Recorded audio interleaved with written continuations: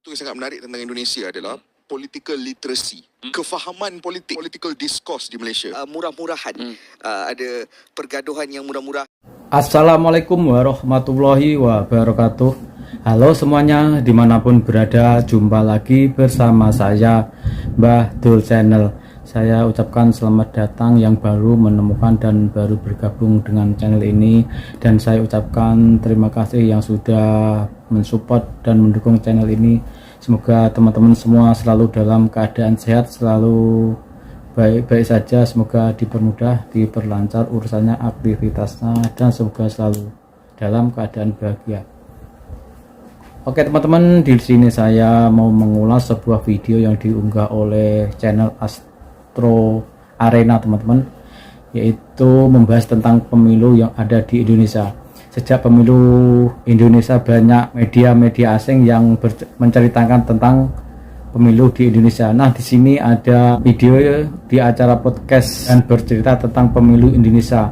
Dia bercerita pemilu Indonesia sudah matang, tidak ada sentimen murahan. Beda dengan Malaysia, banyak sentimen dan pergaduhan murahan. Oke, yuk, untuk mengetahui lebih lengkapnya kita sama-sama kita dengarkan dalam video ini sampai habis. Oke, yuk. Menjadi ejen beremang saya pemilu 2024. Jadi pemilu 2024 ni backstory dia panjang, Kish. Aku cuba pendekkan dalam 3 ataupun 4 bulan kebelakangan ni suhu politik Indonesia memang sangat tinggi. Kenapa dia menjadi ejen beremang aku dan kenapa aku mendalami dia adalah kerana dia adalah salah satu demokrasi terbesar di dunia. Kan, demokrasi terbesar di dunia. Aku rasa tak silap aku yang ketiga terbesar di dunia. Nombor 1. Dan yang paling unik dia banyak kepulauan. Banyak kepulauan.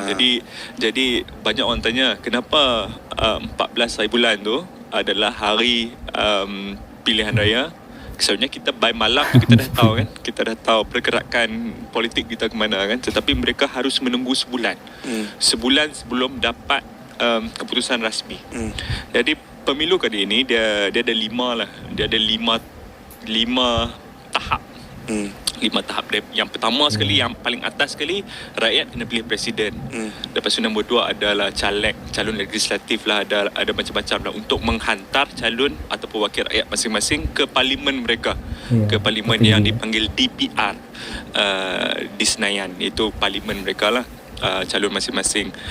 Dinamik dia sangat berbeza daripada kita, di mana kita selalunya akan ada pertembungan dua kuasa. Satu koalisi lawan satu koalisi.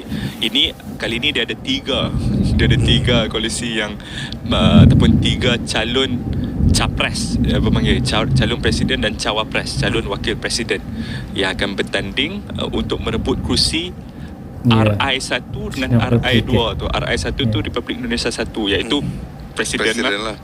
Dengan yang nombor 2. Sebab itu dia menarik, sebab dia satu negara republik kan.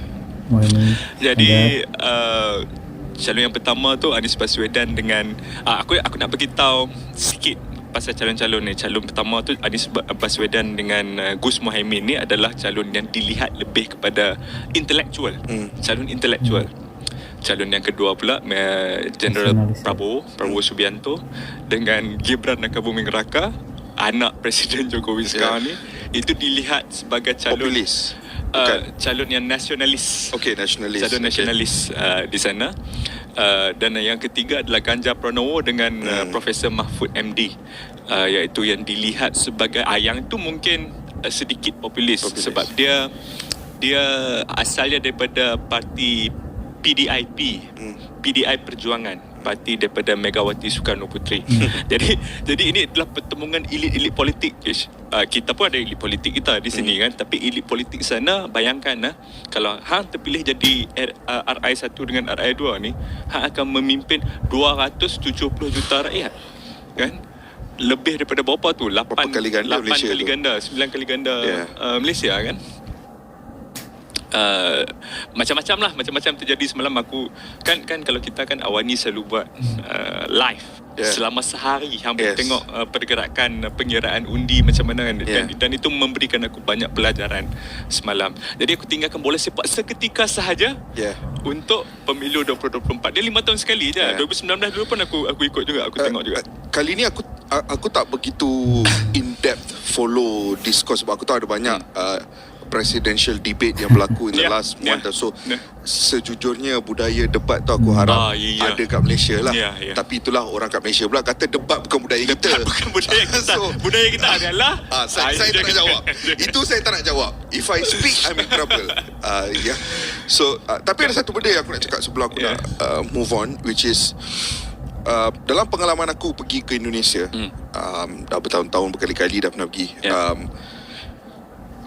Satu benda yang aku sangat menarik yang aku pandang sebagai sesuatu yang sangat menarik tentang Indonesia adalah political literacy. Kefahaman politik. Literasi politik. Literasi politik. Benda tu adalah sesuatu yang bagi aku seringkali menarik perhatian aku sebab kalau hang tengok political discourse di Malaysia, diskusi politik, perbincangan politik di Malaysia, kadang-kadang diskusi tu terlalu surface level, terlalu murah-murahan. Ada pergaduhan yang murah-murahan, perbalingan cacian dan makian yang murah-murahan. Artileri politik dia pun murahan. Artileri teknik politik pun terlalu murah. Dia akan mainkan sentimen-sentimen yang murahan.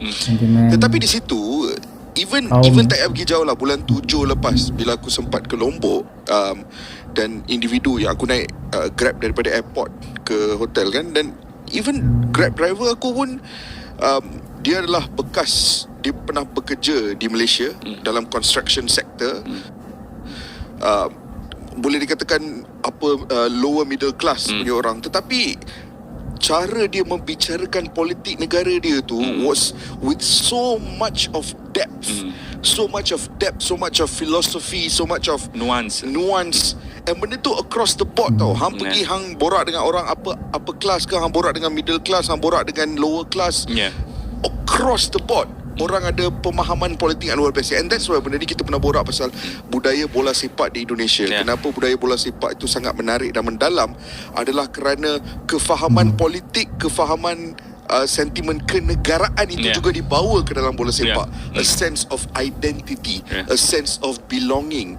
Apa fungsi bola sepak kepada masyarakat, hubungan di antara perjuangan working class. Benda-benda macam tu semua diorang ada, bukan sekadar memahami surface level, tetapi diorang seolah-olah ada deep dive ke dalam benda tersebut. Dan that thing will always fascinate me tentang Indonesia. Kalau nak menghubungkan dengan bola sepak pula, rakan sejawat Datuk Hamidin di sana, iaitu Ketua Umum PSSI Erick Thohir, dia menteri kan. Jadi dia sudah pun aku rasa sebulan yang lepas mengumumkan keberpihakan dia kepada calon 02, iaitu calon Prabowo Subianto yang mana dilihat bakal memenangi Pilpres kali ini. Dan fun fact, Prabowo Subianto ada hubungan dengan Malaysia juga. Dia bekas student, dia bekas pelajar Victoria Institution di Kuala Lumpur. Itu kalau kita explore benda tu dia kena lagi sejam tu. Panjang. Kena ada bola itu live Indonesia special. Dia bukan BIL, dia di BIP. Bola itu politik ya. Okay. Tak apa. Tapi aku faham. Menarik. Kita borak bola sepak ni pun at the end of the day we can't run away from politics. All across the world they intertwine. Sangat intertwine. Dan satu lagi aku nak tambah yang last sekali kenapa kita, bukan aku nak kata kita perlu peduli, kenapa kita boleh ambil peduli pasal benda ni, sebab ia sedar ataupun tak, dia akan berkait rapat dengan kita juga. Sebab ada projek besar, projek mega paling besar dalam sejarah Indonesia sekarang ni, pembukaan kota baru. IKN Nusantara di Borneo, di sebelah sana di kan, Kalimantan.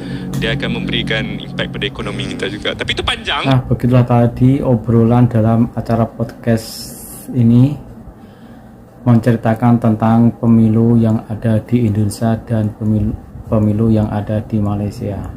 Nah, semoga video tadi menjadi informasi dan bermanfaat untuk teman-teman semua. Terima kasih yang sudah menonton dan sudah subscribe.